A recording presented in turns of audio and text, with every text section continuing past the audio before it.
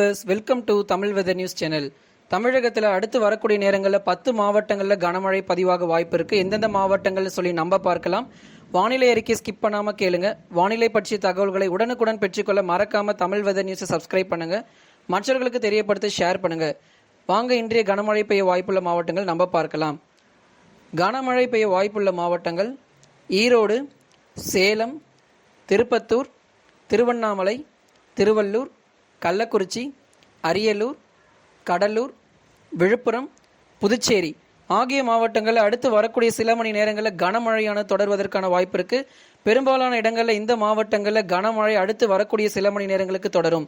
இரவு நேரங்கள் பொறுத்த வரைக்கும் ஒரு சில மாவட்டங்களில் கண்டிப்பாக கனமழையானது பதிவாகும். குறிப்பாக டெல்டா மாவட்டங்கள் அடுத்து வரக்கூடிய இரவு நேரங்களில் கூட ஒரு சில இடங்களில் கனமழையானது பதிவாகக்கூடும். வட தமிழக கடலோர மாவட்டங்களில் இனி வரக்கூடிய நேரங்கள் மற்றும் நாட்களில் தொடர் மழையானது எதிர்பார்க்கலாம். இன்று மாலை மற்றும் இரவு நேரங்களில் வட தமிழக கடலோர மாவட்டங்களில் கனமழையானது பதிவாகும்.